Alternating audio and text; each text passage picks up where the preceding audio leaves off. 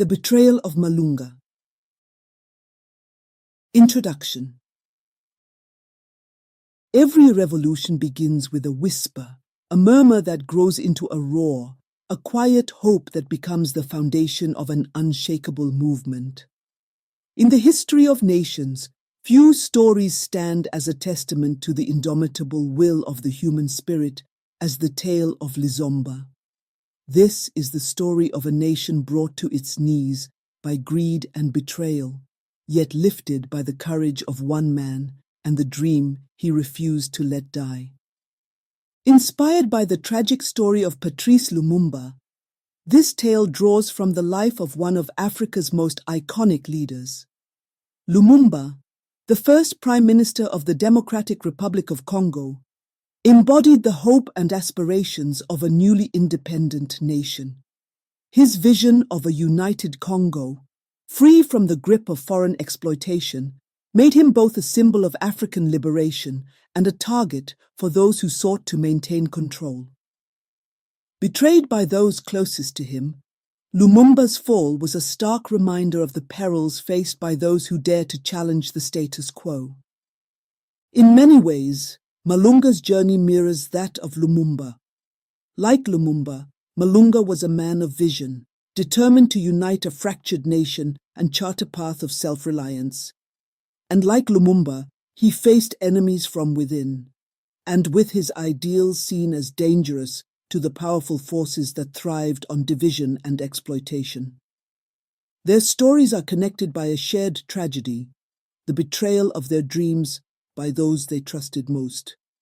Malunga, a name etched into the hearts of the oppressed and feared by those who sought power at the expense of the people. His journey was not just one of rebellion, but of sacrifice, resilience, and an unwavering belief in the unity and strength of Lizomba. To understand Malunga is to understand the heart of Lizomba itself, a land where the echoes of colonial exploitation still lingered, threatening to stifle the fragile seeds of independence. But revolutions are rarely clean or simple. They are born in the shadows of oppression, fueled by the betrayal of those who once fought alongside you, and tested in the fires of impossible odds. Lizomba's struggle was no exception, and its hero was no saint. Malunga was a man, flawed, determined, and deeply human. Yet, it was his humanity that made him the perfect vessel for a nation's dreams. This book is more than the story of Malunga. It is the story of Lizomba, of its people, their pain, their hopes, and their fight for freedom. It is a story of betrayal and redemption, of sacrifice and legacy. Above all, it is a reminder that no force, no matter how oppressive, can extinguish the fire of a united people. And so we begin where it all started, a nation at the crossroads, caught between the promises of a better future and the shadows of its past. In the heart of this storm sat Malunga, a man bound in chains but unbroken in spirit, ready to ignite the spark that would change Lizomba forever. Prologue: A nation at the crossroads. The rain fell relentlessly over Lizomba, drumming on the tin rooftops of shanty towns and cascading down the grand facades of colonial-era buildings. The skies wept not in pity, but as a witness to the betrayal of a nation's promise. Each drop carried the unspoken anguish of a people yearning for unity, a unity that felt as distant as the memory of their first steps toward freedom. The land, lush and abundant, now seemed weary under the weight of broken dreams. Rivers that once coursed with vitality carried the sediment of disillusionment, their banks whispering the tales of a nation's slow unraveling. Lizomba's independence had been born from fire and song, from fields soaked in the blood of martyrs and villages that hummed with chants of freedom. But the dream, so full of promise, had turned bitter.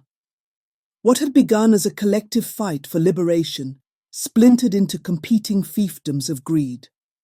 The leaders who once stood shoulder to shoulder against colonial chains now clawed at each other, their unity dissolving like a mirage in the desert heat. Their voices, once a harmonious chorus of hope, became a cacophony of blame and self-interest, each one vying for a piece of the land's tired soul. At the heart of this storm was Malunga, a name that burned like fire in the hearts of Lizomba's downtrodden. To the peasants in the fertile plains and miners laboring deep within the earth, he was a symbol of defiance and hope, a man who spoke not of compromise, but of transformation. His vision of a united Lizomba, one that stood on its own feet, was a direct challenge to those who now profited from division. To the common people, he was their voice, their courage, their North Star. To those in power, he was an inconvenient truth. General Varuna, the most ruthless of Lizomba's rulers, stood as Malunga's antithesis. A man hardened by years of war and seduced by the allure of unchecked power, Varuna believed not in the strength of the people but in the strength of his rule. His hands, once calloused from the rifle, were now slick with foreign contracts, his pockets lined by faceless conglomerates that bled Lizomba's wealth dry. Where Malunga sought to build, Varuna sought to control. And where Malunga inspired, Varuna intimidated. To him, Malunga was not just an enemy.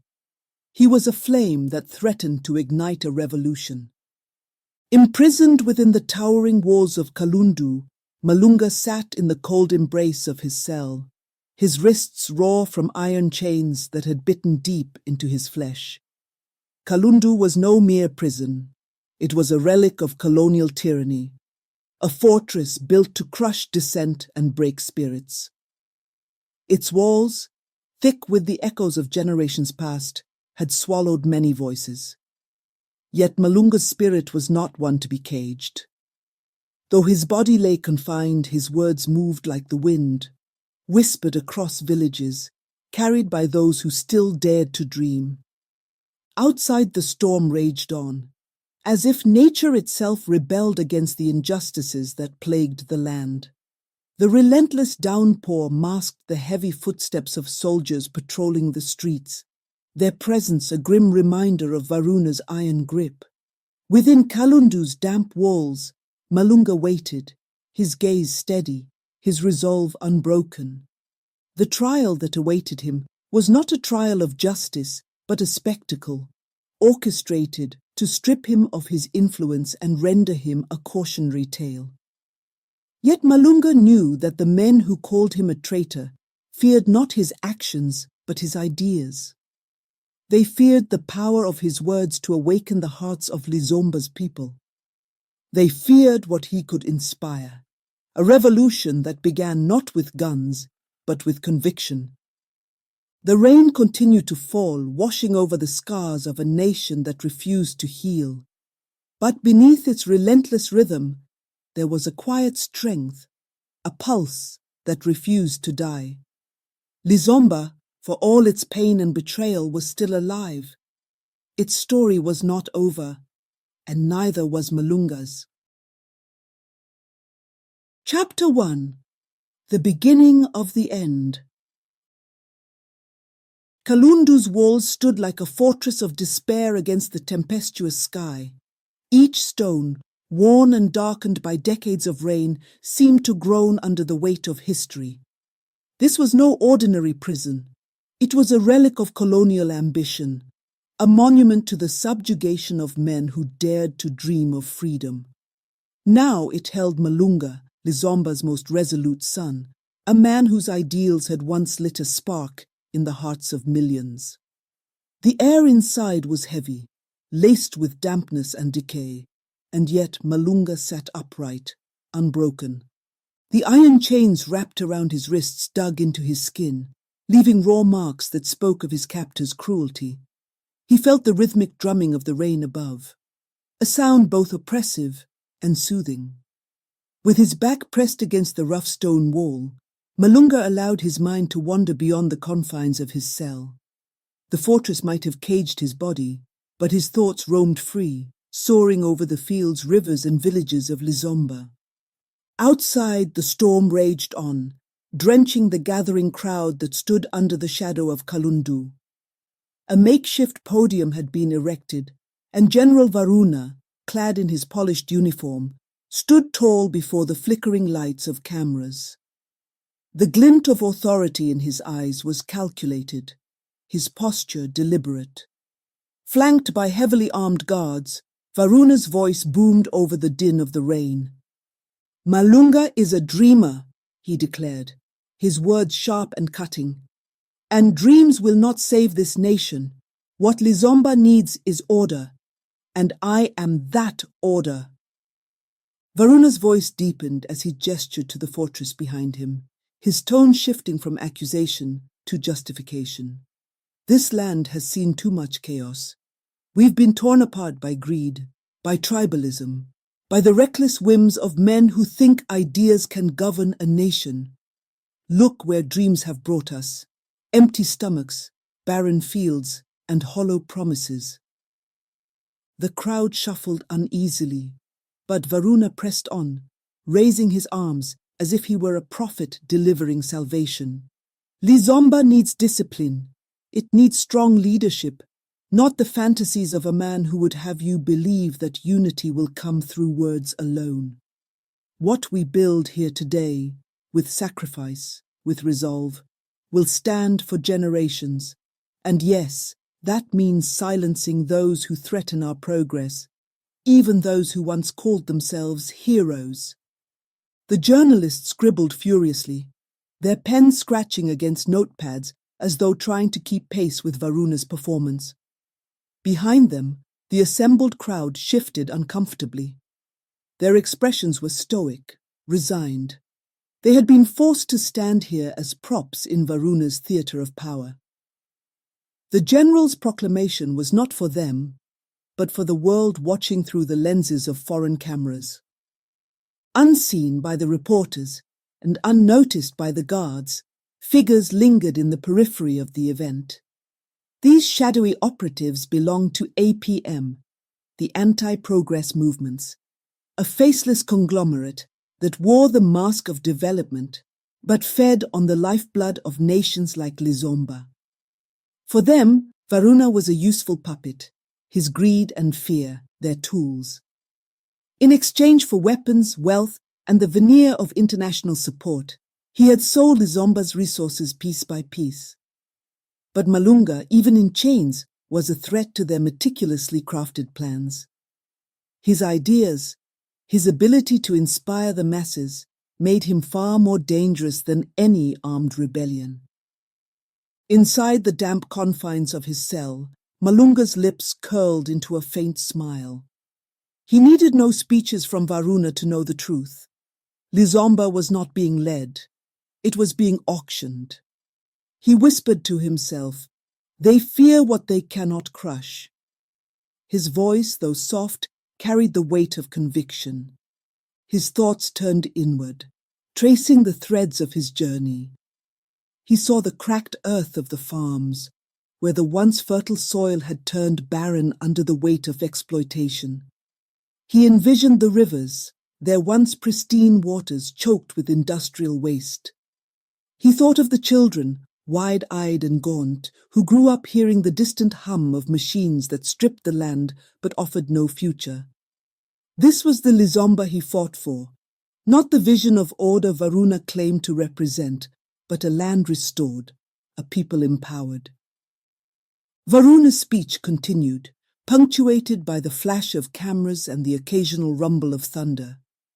Yet the general's words seemed hollow to those who knew the truth. In the crowd, a young journalist stood at the back, her face partially hidden by the brim of her soaked hat.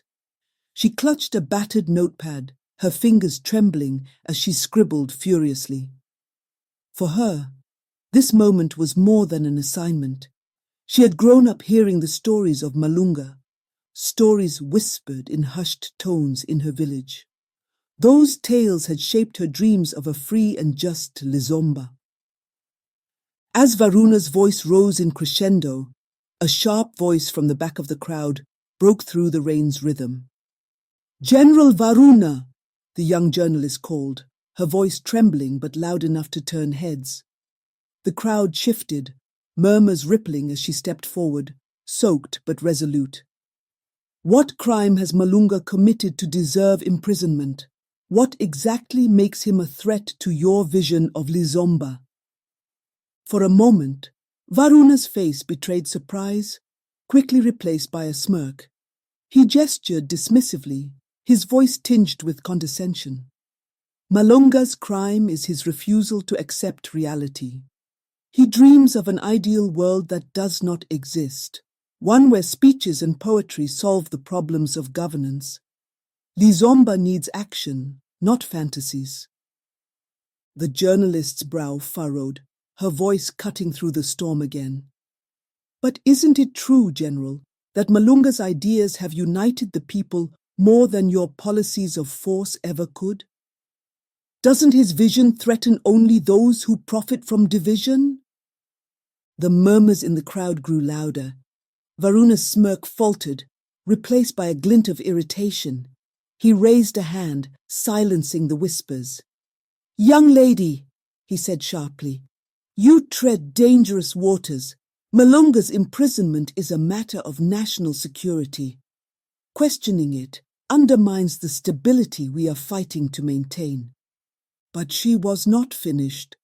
"Stability built on fear isn't stability at all," she retorted, her words gaining strength with each syllable. "Is it not true, General, that the people are starving while Lizomba's wealth is sold off to foreign hands?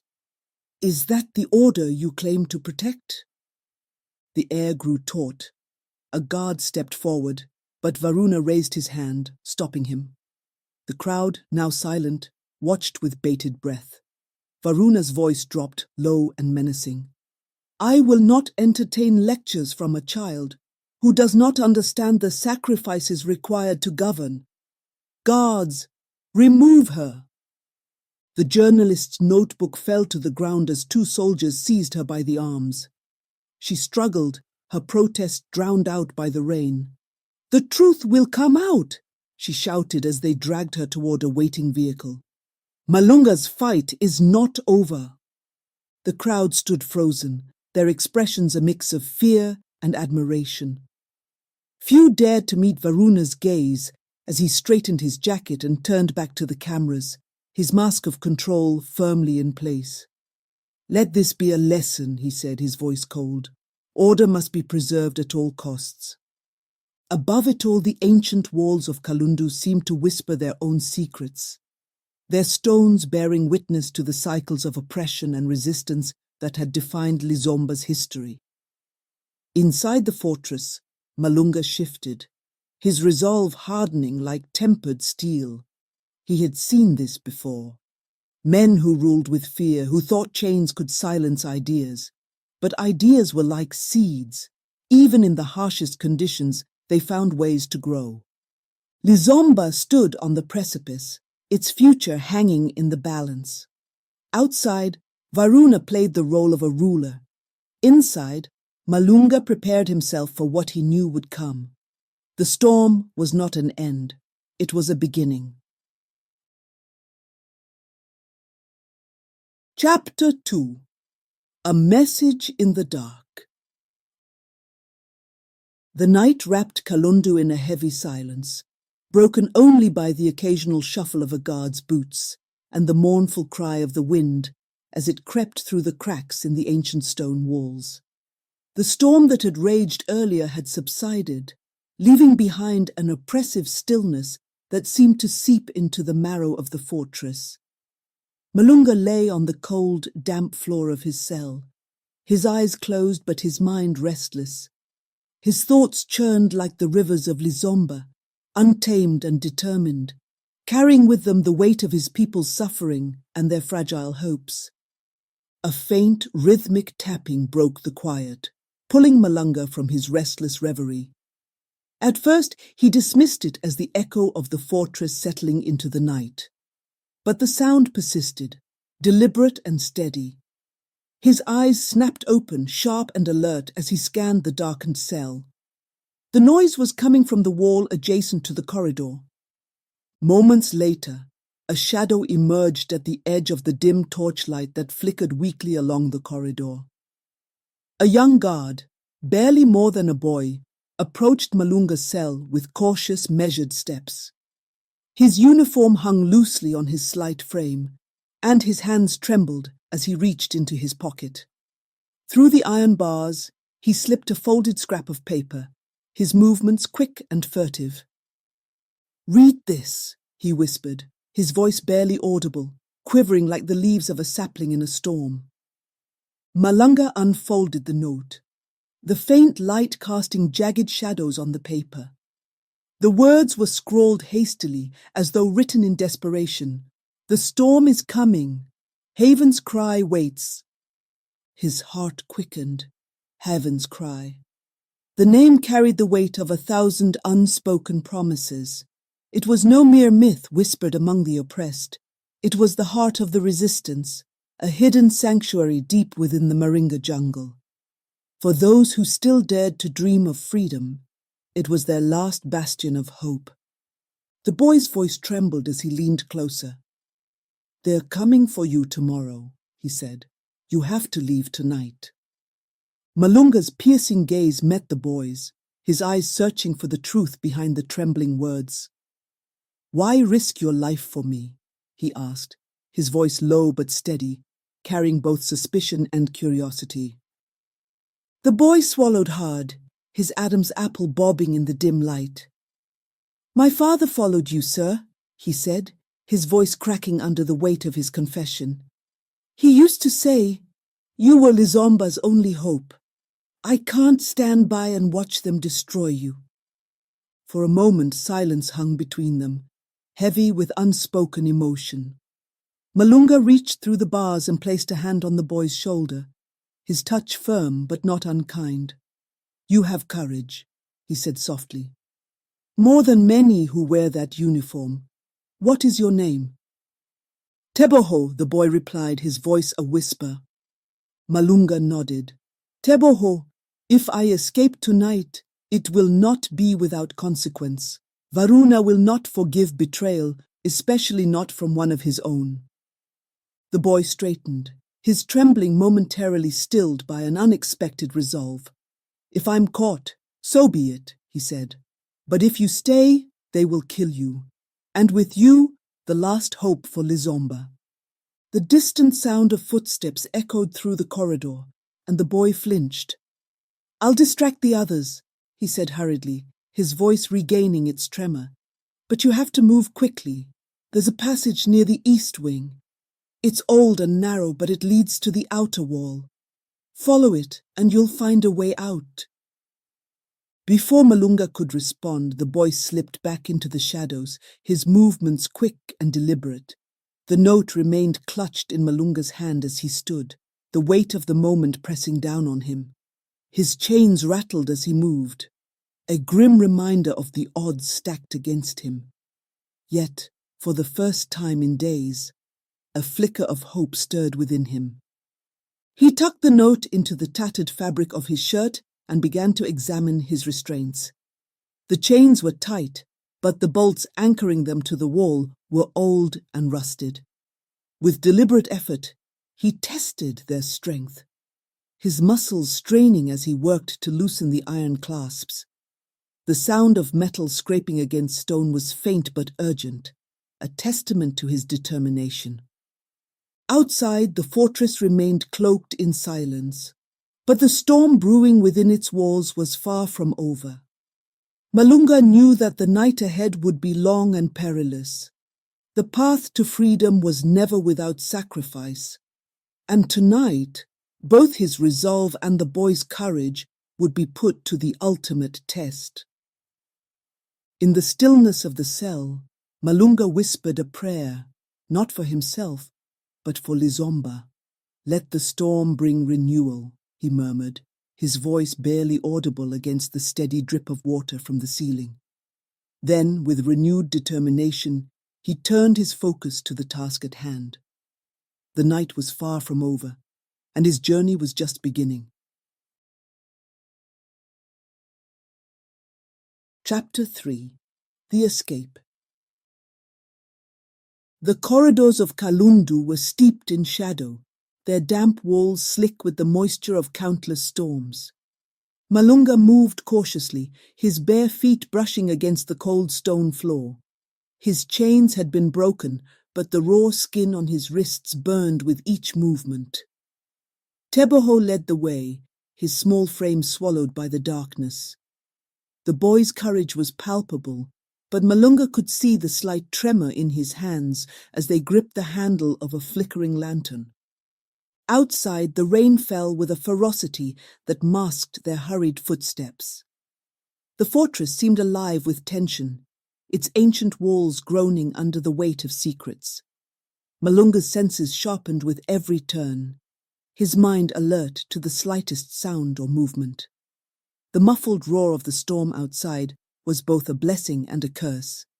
It drowned their steps, but it also obscured the dangers lurking in the shadows. As they neared the outer courtyard, Teboho paused and gestured toward a narrow gate concealed by a crumbling archway. "Through there," he whispered, his voice barely heard above the rain. "It leads to the outer wall. Once you're past it, you'll find a path down to the river." Malunga nodded, his gaze fixed on the boy. "Teboho, you don't have to go any further. This is dangerous enough." The boy shook his head vehemently. "I've come this far. I'm not leaving until I know you're free."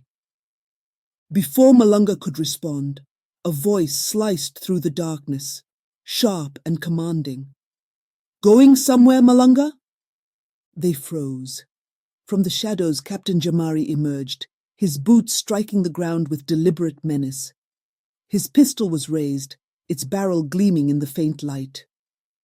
The rain cascaded down his weathered face, but his eyes were hard, devoid of the warmth Malunga had once known. "Jamari," Malunga said, his voice steady despite the tension. "You stood with me for this country's freedom. How can you stand against me now?" Jamari's lips curled into a grim smile. "The world doesn't need dreamers," he replied coldly. "It needs men who can make hard choices. You were always too blind to see that." Teboho shifted beside Malunga, his small frame taut with defiance. "He's trying to save Lizomba," the boy said, his voice shaking but firm. "You're the one who's betrayed us." Jamari's gaze flicked to the boy, and for a moment a shadow of something unreadable crossed his face. His pistol hung heavy in his hand, the barrel gleaming in the dim light as the rain continued its relentless assault. "Stay out of this, child," he warned, his voice low but edged with authority. "You have no idea what's at stake." For a heartbeat, everything seemed to pause. The storm, once roaring, felt muted. The air between them thickened, oppressive and charged, as though the night itself held its breath. Teboho's small frame was taut, his fists clenched tightly at his sides. His eyes darted to Malunga, a silent question, a flicker of resolve. Jamari stepped forward, his boots grinding against the wet stones. "Go back to your post, boy," he continued, his tone sharp now, carrying the weight of a man accustomed to obedience. "This isn't your fight. Step aside." Malunga, standing still as a shadow, felt the tension in the boy's trembling frame. "Teboho," he said softly, his tone carrying the weight of urgency and a quiet desperation. "You don't have to do this." The boy's breath came in quick bursts, each one louder than the last as he fought against the pounding of his own fear. His knuckles turned white as he grasped the small blade tucked within his sleeve. The storm pressed closer, its howling winds mirroring the chaos in his mind. "You stand there," Teboho suddenly spat, his voice trembling but fierce. "Acting like you're saving this country, but you're the one killing it. You betrayed us. Betrayed him." Jamari's expression hardened, his lips curling into a sneer. "You know nothing of the choices we've had to make," he growled. "This is survival, not dreams, not ideals. Survival. The boy's hand twitched. For an agonizing second it seemed he might lower the blade, but then his eyes flashed with a desperate light. With a sudden, anguished cry that tore through the night, Teboho lunged. The blade caught the faint glint of the torchlight, a shard of defiance against the darkness. Jamari stumbled, startled by the boy's sudden ferocity. The pistol wavered in his grip as he stepped back, his movements unsteady against the slick stones. Teboho's strike was wild but determined, a burst of courage that left no room for hesitation. "Run, Malunga!" the boy shouted, his voice ringing out like a bell cutting through the storm. For a fleeting, fragile moment, the world seemed suspended. Even the storm stilled, holding its breath. The crack of the gunshot shattered the silence. Its echo ricocheted off the walls, sharp and unforgiving. Teboho collapsed, his small body crumpling as though the weight of the world had pressed him down. Blood seeped through his fingers, mingling with the rain as it spread across the slick ground. Jamari froze, his mask of cold indifference cracking under the weight of the moment. His hand trembled, the pistol still raised, as he stared at the boy crumpled before him. Regret flickered across his face, fleeting and faint, before the soldier in him reclaimed his resolve. Malunga's chest tightened, grief and fury surging through him in equal measure. But he knew, with painful clarity, that Teboho's sacrifice could not be wasted. Jamari's gaze lingered on the fallen boy, his attention fixed. It was enough. Like a shadow slipping through the rain, Malunga moved. His body became one with the storm, his steps silent and sure as he disappeared into the night. Behind him, chaos erupted. "Find him!" Jamari roared, rising to his feet with renewed intensity. "Search every corner. He cannot leave these walls." Malunga pushed forward, his bare feet splashing through the mud as the jungle loomed closer, a dark promise of both peril and refuge. The hidden gate creaked under his hand, opening to reveal the dense canopy waiting to swallow him whole. He paused at the threshold, the fortress behind him a silhouette against the storm. Teboho's sacrifice weighed heavy on his heart. "Lizomba will remember you," he murmured, his words carried off by the wind. And then he vanished into the jungle, its darkness folding around him. The storm raged on, a chaotic symphony to the bravery that had lit his path forward. Malunga's fight was far from over, but this first step toward freedom burned brightly in his heart. But there was no time for hesitation. Jamari rose to his feet, barking orders to the guards. "Find him! Search every corner! He cannot leave these walls!" Meanwhile Malunga ran. The rain blurred his vision, the cold seeping into his bones, but he pressed on, driven by the knowledge that freedom lay just beyond the walls. The hidden gate loomed ahead, its rusty hinges groaning as he pushed it open. Beyond it the jungle beckoned, dark and alive with the whispers of the night. Chapter 4. Haven's Cry. The Moringa jungle pulsed with life, its dense canopy shrouding the world below in a perpetual twilight. The air was thick with moisture, carrying the earthy scent of moss and decay. Malunga moved cautiously, his body battered from days of relentless travel. The rhythmic hum of insects provided a steady backdrop, broken only by the rustling of unseen creatures and the occasional distant growl that sent shivers down his spine. Each step he took felt heavier, his limbs burdened not only by exhaustion, but by the weight of hope resting on his shoulders. The forest opened slowly, as if unveiling a secret, too sacred to be rushed.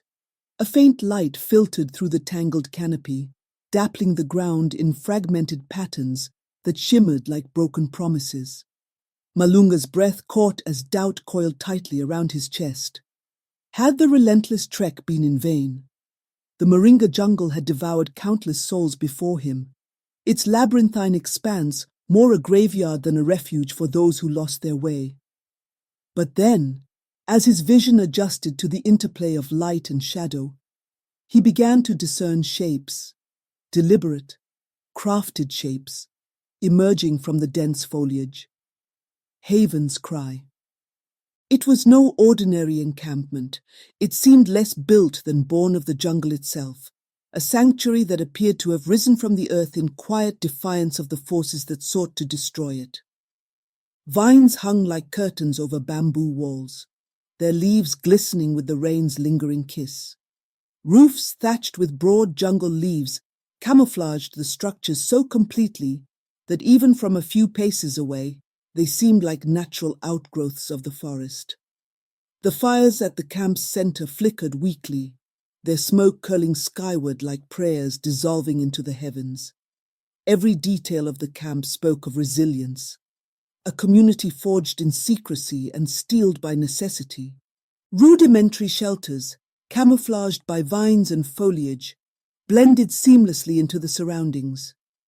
Their walls were built from bamboo and thatched with broad leaves, sturdy yet unassuming. Small fires crackled at the camp's center, their thin trails of smoke spiraling upward, disappearing into the canopy above. Fighters moved with practiced silence, their eyes sharp, their hands never straying far from weapons. Every sound, every movement was met with suspicion. This was a place that trusted no one easily. Weighed down by exhaustion and hunger, Malunga stumbled into the clearing, swaying as if the jungle's humid air conspired to drag him back. The world around him blurred into a swirl of shifting shadows and faint light.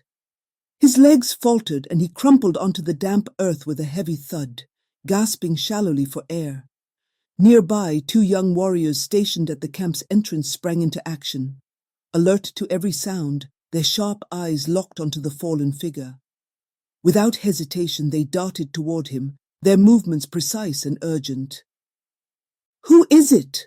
one of them whispered urgently as they knelt beside Malunga's prone form. His features, gaunt and pale, were barely recognizable beneath the grime and weariness. But the faint flicker of recognition in the elder warrior's eyes stilled any doubt. "It's him," the older one said in a hushed voice, the weight of his words palpable.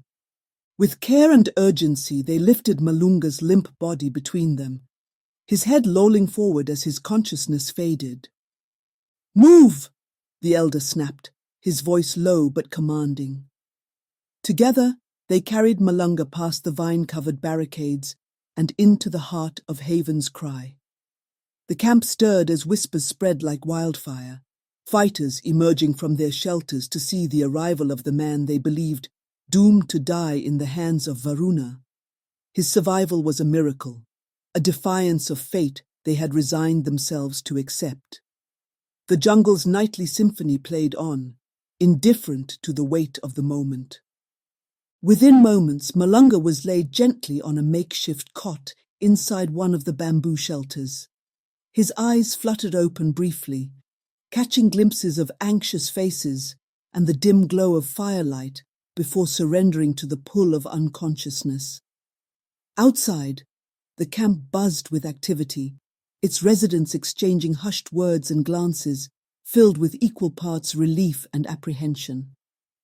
A figure emerged swiftly from the shadows, her stride purposeful and her presence commanding. Salu, his second in command, moved with the fluid grace of someone who had long mastered both battle and survival. Her fiery eyes, alight with both relief and reprimand, locked onto him. As she knelt beside him, her calloused hands were gentle, yet her voice was anything but. "Malunga," she said, her tone sharp with restrained emotion. "We thought you were dead." Her words carried both accusation and relief, a dichotomy that hung heavily between them. Around them, the fighters began to gather, their murmurs a mix of awe and disbelief. Malunga, the man they had thought lost, was now before them, battered but alive. Salu's grip tightened on his arm as she helped him to his feet. You left us in the dark, she continued, her voice quieter now but no less intense. Hope has been slipping through our fingers. Varuna's sold half the country to APM and the rest is under his boot. Without you, there's no one to rally behind. Malunga met her gaze, his exhaustion evident but his resolve unbroken. Then we take the boot off, he said, his voice steady despite the tremor in his body. But not with rage. We fight with strategy, with precision. We win by showing them that Lizomba will not fall. Salu studied him, her expression softening, though the fire in her eyes did not waver. They'll follow you, she said, her voice a mixture of hope and caution. But you have to lead, Malunga. Not from the shadows, but from the front. He nodded, drawing strength from her words and the presence of those around him. The fighters, weathered by battles both physical and moral, watched him with a renewed sense of purpose. Malunga straightened, his weariness momentarily forgotten. We'll do this together, he said firmly, his voice carrying over the camp. We'll give them something to believe in again. The murmurs grew, a ripple of determination spreading through the gathered fighters. The fires burned brighter, their light casting long shadows on the jungle floor. For the first time in weeks, the oppressive weight of despair began to lift, replaced by the fragile yet persistent flame of hope. In Haven's Cry, the fight for Lizomba's freedom was reignited. Chapter 5: Betrayals Within. Days passed in Haven's Cry, the tension in the camp growing with each whispered report from scouts. Supplies were dwindling and morale was fragile. Though the fighters respected Malunga, not all agreed with his approach. Cracks in the unity of the camp became harder to ignore, even as the leader's presence offered a fragile thread of hope. Around a small fire one evening, Malunga sat with Salu and several other key resistance leaders. Maps lay spread before them, marked with paths and potential ambush points. We strike here, Malunga said, pointing to a narrow choke point along the supply line. We'll cut them off and send a message that Lizomba still stands. A younger fighter, Moyo, leaned forward, his face flushed with frustration. That won't be enough. We need to hit Kalundu directly. If we wait, Varuna will crush us. Kalundu is a fortress, Malunga said firmly. We don't have the resources or the numbers for a direct assault. A strategic win will inspire the people without costing us everything. Moyo scoffed, rising to his feet. You want to inspire people with small wins? By the time they care, there'll be nothing left of Lizomba. Salu shot him a sharp look. Sit down, Moyo. Malunga's been fighting for this country longer than you've been alive. Moyo hesitated, his fists clenched, but he obeyed. As he sat, he muttered under his breath, Fighting doesn't mean winning. The meeting dispersed as fighters returned to their routines, but unease lingered in the air. That night, the camp gathered for a shared meal to bolster their spirits. Malunga raised a battered tin cup filled with water, his voice carrying over the quiet chatter. To Lizomba, he said, his tone resolute. To the day our children walk this land free of fear and oppression.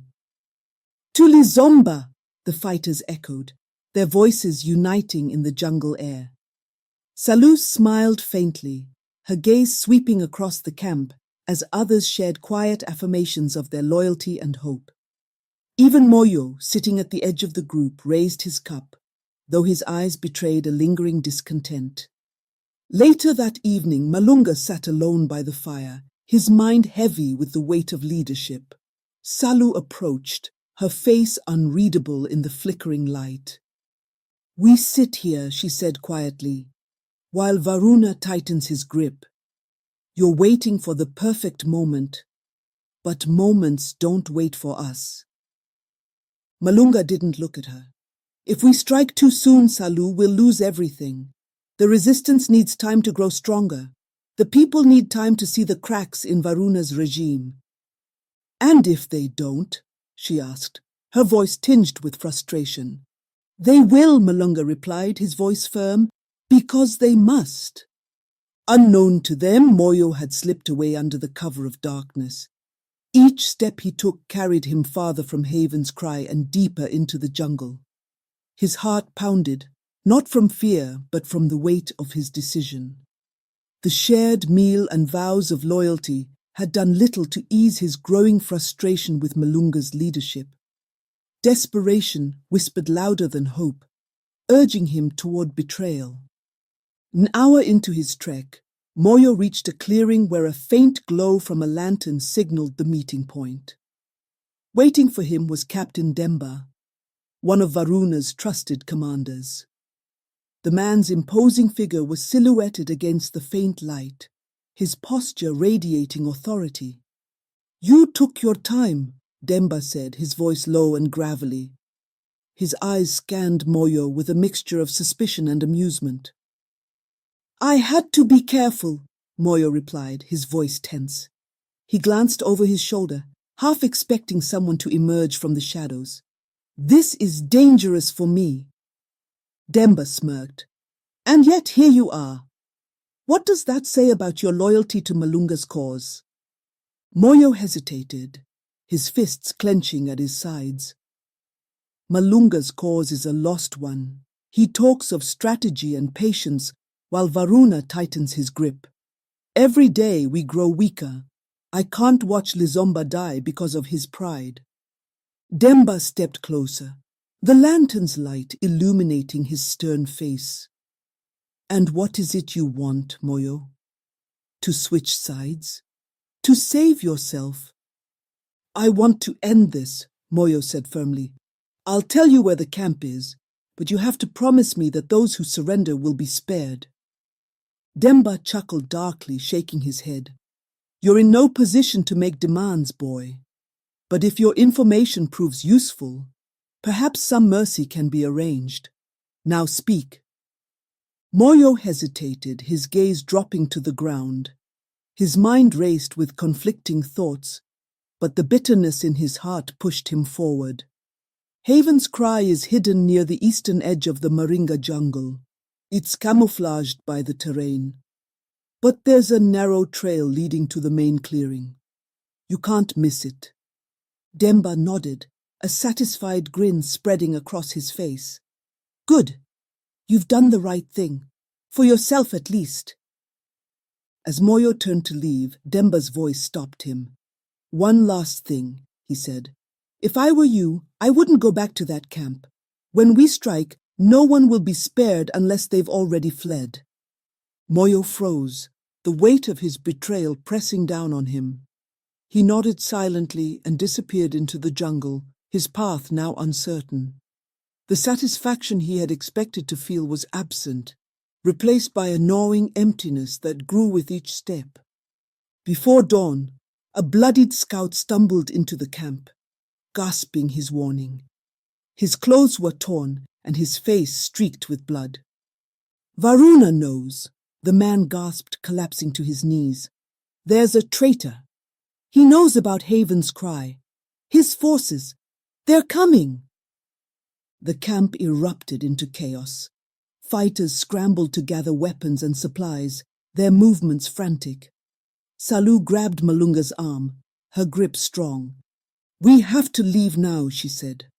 Malunga climbed onto a small wooden platform, raising his hand to quiet the crowd. Listen to me, he shouted, his voice cutting through the noise. The fighters stopped, their eyes turning to him. Haven's Cry is no longer safe, he said. But our fight isn't over. Take what you need and retreat into the jungle. Regroup at the eastern ridge. We will not scatter, and we will not fall. This is just the beginning. Though fear still lingered in their eyes, his words sparked a flicker of resolve. The fighters moved with renewed purpose, their panic replaced by determination.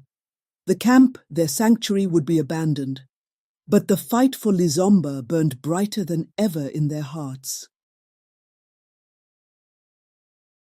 Chapter 6. Shadows of the Fallen. The air in the Moringa jungle was thick with tension, the kind that makes even the most seasoned fighters question their resolve. As Varuna's forces pressed closer, the sound of their boots trampling the forest floor grew louder. The scent of smoke and gunpowder began to mix with the damp, earthy smell of the jungle, creating a foreboding atmosphere that seemed to press down on everything it touched. Malunga crouched with his fighters in a clearing, their makeshift weapons gripped tightly in their hands. Each fighter's breath was shallow, their nerves stretched taut. Salu knelt beside Malunga, her forehead smeared with blood from a wound she had ignored in the chaos of preparation. Her gaze was fierce, unwavering. "If this is our last fight, let's make it count," she said, her voice low but steady. Malunga looked at her, his eyes heavy with both gratitude and sorrow. "This won't be our last fight, Salu." "Not if we fight with purpose," he replied. The conviction in his voice carried across the fighters nearby, rekindling the flicker of hope in their hearts. The plan was as daring as it was desperate. It hinged on intelligence provided by Silver Drax, a former APM operative whose disillusionment with the organization had transformed him from an agent of oppression to an invaluable ally. Having once been ensnared by the promises of progress that APM peddled, Drax uncovered their treacherous schemes, exploiting Lizomba under the guise of goodwill.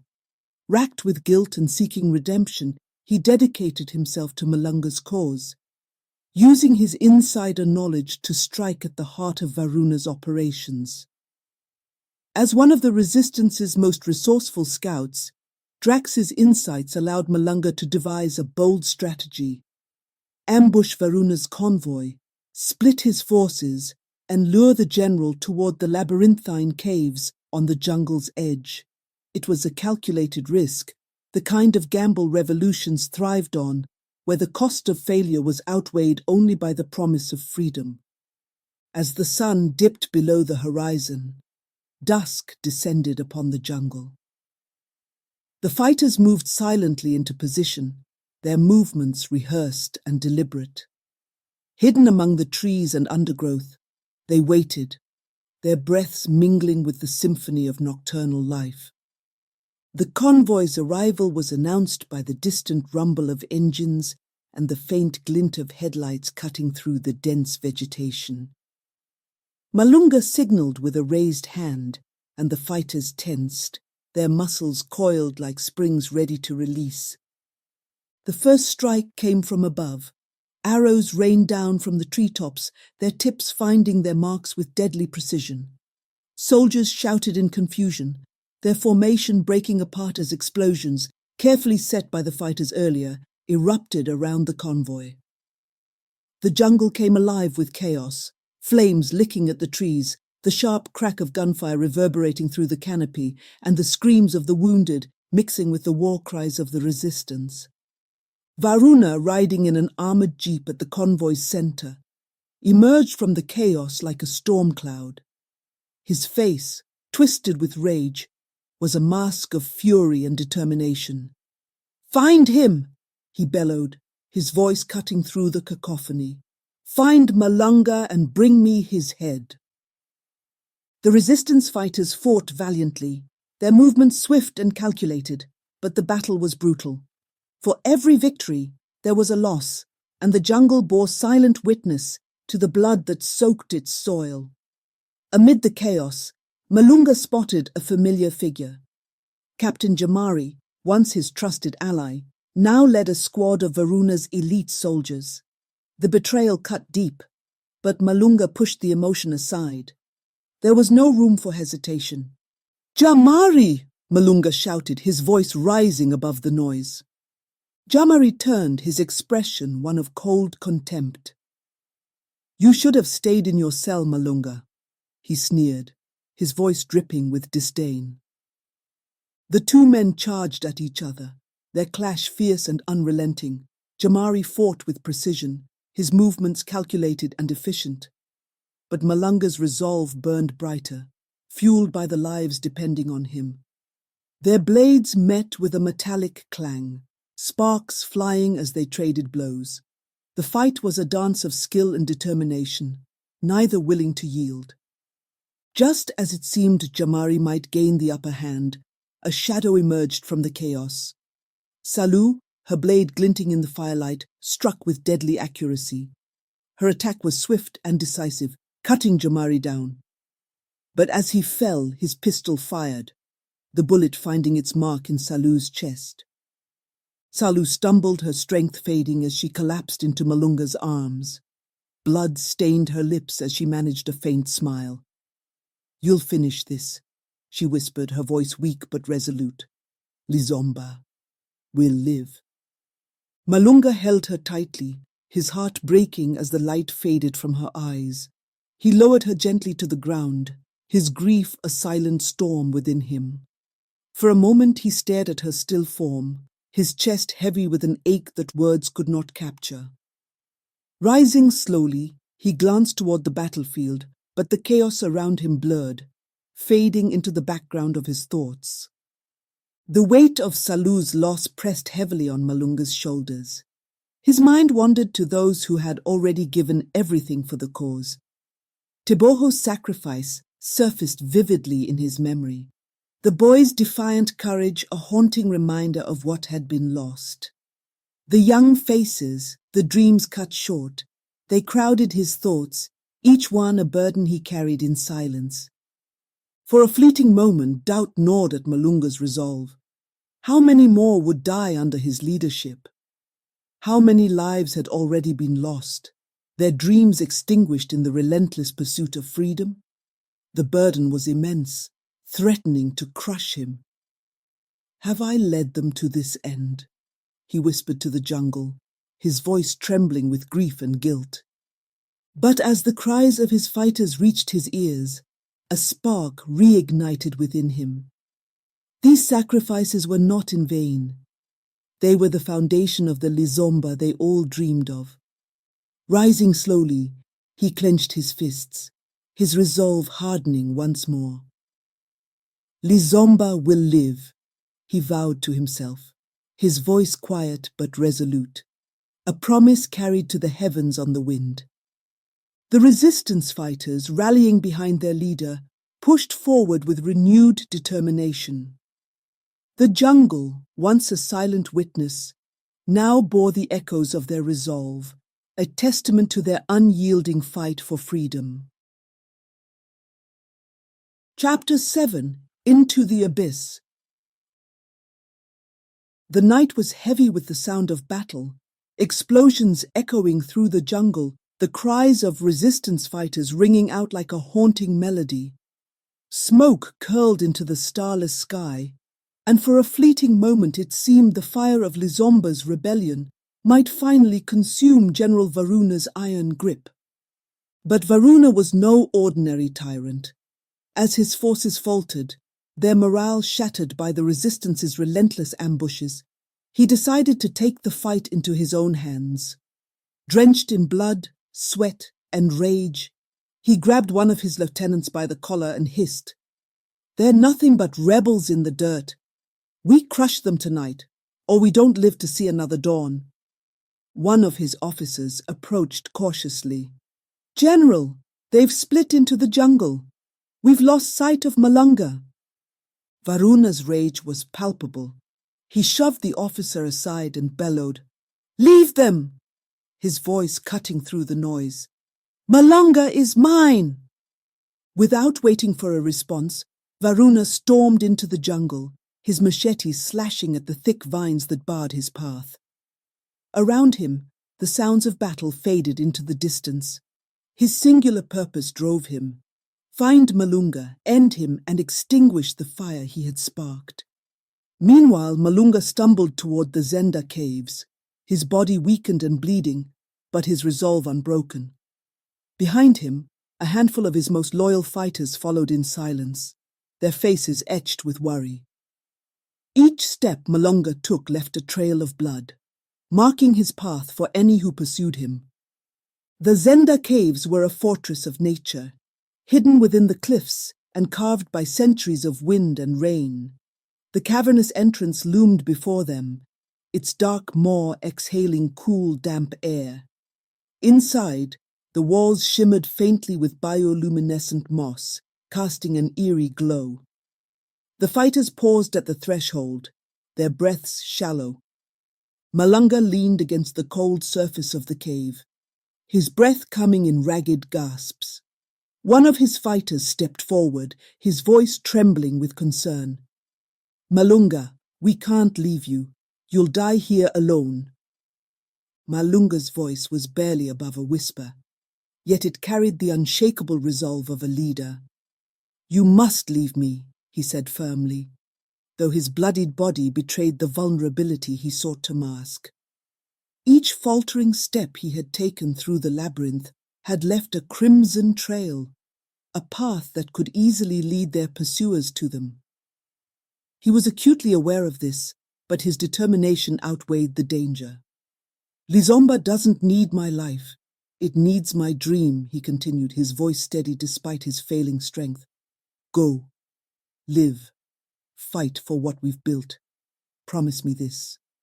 Lizomba will rise." Tears streaked their faces as they nodded, reluctant but obedient. One by one they disappeared into the shadows of the caves, their footsteps fading into silence. Malunga turned deeper into the labyrinth, his resolve strengthening with each step. The faint glow of bioluminescent moss lined the walls, casting an otherworldly light on the rugged stones. It was a twisted dance of predator and prey as Varuna tracked Malunga through the labyrinth, their footsteps echoing ominously in the still air. Finally, Varuna found him in a vast, underground chamber. Malunga stood in the center, his silhouette outlined against the shimmering light. The moss's faint glow bathed the scene in an eerie luminescence, the stillness broken only by the sound of Varuna's heavy boots. "You're finished, Malunga," Varuna growled, his machete gleaming in the pale light. His face twisted into a grin of triumph. "You've led them long enough. This ends now." Malunga turned slowly, his posture defiant despite the blood soaking his side. "You don't understand, Varuna," he said, his voice steady. "You can kill me, but you can't kill Lizomba. It belongs to its people, not to you and not to APM. Varuna sneered, his grip tightening on his weapon. "You've always been a dreamer, but dreams die when the dreamer falls." With a roar, Varuna lunged. The two men clashed in a flurry of strikes and counterstrikes, their movements desperate and raw. Malunga, though gravely injured, fought with precision and determination, forcing Varuna to step back. "You think you're a hero, Malunga?" Varuna spat, swinging wildly. "You're nothing but a fool." Malunga's blade found its mark, cutting Varuna across the arm. The general roared in pain, but he quickly recovered, slamming the hilt of his machete into Malunga's chest. The fight continued, a brutal and unrelenting struggle. At last, Varuna's blade struck deep, and Malunga staggered, blood pouring from his side. He fell to his knees, his strength finally giving way. Varuna loomed over him, his face twisted with triumph. "This is the end," he said, "and your dream dies with you." But before he could strike the final blow, the ground beneath them rumbled. A low growl grew into a deafening roar as the chamber began to collapse. Rocks tumbled from above, splitting the cavern floor between the two men. Malunga summoned the last of his strength, his voice calm but firm. "Lizomba will live." With a final effort, he pushed himself into the shadows, disappearing as the walls of the cave crumbled around him. Varuna cursed, his rage echoing in the cavern as he stumbled toward the collapsing entrance. Bruised and battered, Varuna emerged alive but enraged. The ruined cave behind him stood as a monument to his failure, and the mystery of Malunga's fate only fueled his thirst for power. Returning to Lizomba, Varuna vowed to crush any resistance that dared to rise. "This isn't over," he snarled, as if trying to convince himself. "Lizomba will be mine." Chapter 8. The Roots of Freedom. When the caves finally settled, the jungle held its breath. The once deafening sounds of battle gave way to an eerie silence, broken only by the rustle of leaves and the distant calls of nocturnal creatures. Those who had witnessed the confrontation from afar whispered among themselves, their voices trembling with grief and awe. "He's gone," one resistance fighter murmured, the words hanging heavily in the humid air. "Malunga gave his life for us." The fighters, though battered and weary, could not let despair take root. Malunga's sacrifice demanded more than mourning. It demanded action. As they regrouped at the eastern ridge, their hearts heavy with loss, they discovered a hidden gift from their fallen leader.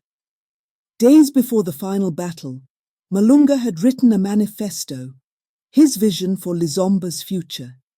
Encased within a carved stone and concealed in the caves, it was uncovered by chance, a beacon of hope in their darkest hour. The manifesto bore the title, The Roots of Freedom. Its words were powerful yet simple, resonating deeply with the weary fighters. It detailed a path to unity, prosperity, and self-reliance, urging the people to rise above division and fear. The etched lines read, "Lizomba is not its leaders. Lizomba is its people, and the people will rise." For the resistance fighters, it was more than just words. It was a call to arms, a reminder of why they fought. They believed they had found the key to uniting Lizomba, a roadmap to the future Malunga had dreamed of. The manifesto began to circulate, its message spreading across villages and towns like wildfire, igniting the hearts of Lizomba's people. But Malunga's dream was not safe. General Varuna, cunning and relentless, had survived the cave's collapse. Though bruised and battered, his thirst for power was undiminished. Returning to his stronghold, he received alarming news from his network of spies. The resistance had uncovered Malunga's manifesto, and its influence was growing. Varuna's lip curled in disdain as he held the report. "A dream is only dangerous if people believe in it," he muttered. His mind churned with plans to extinguish this new flame of hope before it could become a wildfire. Determined to crush the resistance once and for all, Varuna launched a surprise assault on their hideout. His forces stormed the camp under the cover of darkness, their attacks swift and brutal. The fighters, caught off guard, were forced to scatter, leaving behind supplies and critical possessions in their desperate escape. Amid the chaos, Varuna himself entered the smoldering ruins of the camp. His eyes scanned the wreckage until they landed on the stone tablet, partially hidden beneath a collapsed tent. He picked it up, brushing away ash and debris, his sneer widening as he read the words etched into its surface. "Malunga's dream dies with this," Varuna declared, his voice cold and final. In his hands, he held not just a symbol of hope, but a dangerous weapon against his rule, a weapon he was determined to neutralize. But Varuna knew this document was far too powerful to keep. It embodied the dream he was determined to obliterate. The words it carried had already spread, and whispers of its existence would only further stoke the flames of resistance.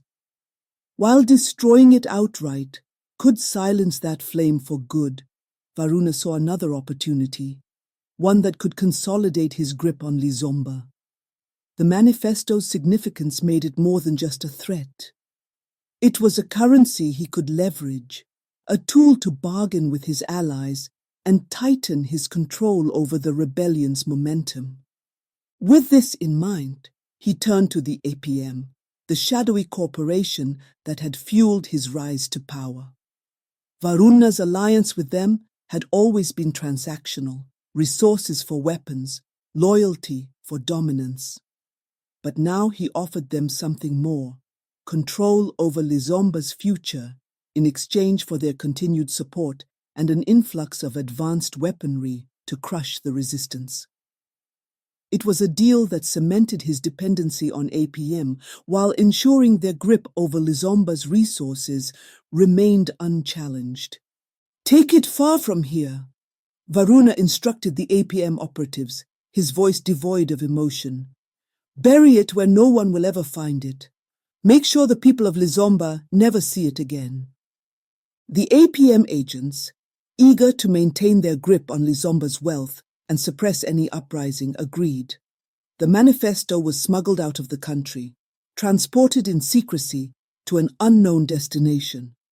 Locked away in a fortified vault, it was guarded by APM's most loyal agents, a relic hidden from the very people it was meant to inspire. Varuna watched as the APM agents departed with the stone tablet, his expression one of cold satisfaction. In his mind, he had sealed Lizomba's fate. Without the manifesto, the resistance would fall. Chapter 9. The Spirit of Lizomba. Without the roots of freedom, the resistance found itself fragmented and its unity shaken. Whispers of its theft spread like a shadow over Lizomba, dampening the spirits of many who had dared to hope. Among the fighters, quiet despair settled in, their determination tested by the weight of this profound loss. Even in its absence, however, the memory of Malunga burned brightly. His name became a rallying cry, a spark that refused to die. Those who had fought by his side carried his vision forward, passing it on in whispers and stories. Around fires, in hidden clearings and under the cover of night, they spoke of the man who had dreamed of a Lizomba united and free. "They say it holds the truth," one villager would whisper to another, their eyes darting toward the shadows. "A blueprint for a nation unshackled from tyranny." The legend of the manifesto grew, emboldening the people even as Varuna tightened his grip. Though the document lay far away, buried in an unknown land, one truth endured. The roots of freedom had not been destroyed. Its words, spoken and spread, had taken root in the hearts of Lizomba's people, fueling quiet but unrelenting defiance. Epilogue. What's to come? Years later, the Zenda caves stood in solemn silence, their shadows stretching long across the land as if guarding secrets too heavy to bear. A young boy named Kijana approached the edge of the caves, his small hand resting on the faded carvings etched into the weathered stone. The jungle whispered around him, its rustling leaves and distant calls forming a melody of life that contrasted with the stillness of the ancient site. "Mother, what is this?" he asked, his fingers tracing the rough grooves of the inscriptions. His voice carried the innocent curiosity of youth, but there was something in his tone that hinted at an unspoken reverence. His mother, who had been trailing behind him, froze mid-step. The carvings were a relic from a past she had only heard about in hushed tones during her own childhood. Kneeling beside him, her voice dropped to a near whisper as she read the faint script aloud. "To survive the tough times, you must stay united and not fall to the foreign ways." Kijana's wide eyes turned to her, filled with questions. What does that mean? She hesitated, her gaze lingering on the words that seemed to pulse with an energy of their own. Finally she sighed, her voice soft and deliberate. "This is where it all began," she said, her tone filled with awe and a trace of sorrow. Kijana's curiosity deepened. "What happened here?" he pressed, eager for answers. For a long moment his mother was silent, her face a canvas of emotion. Then she placed a hand on his shoulder and smiled faintly. though her voice carried the weight of the truth she would soon reveal. Malunga, this cannot be.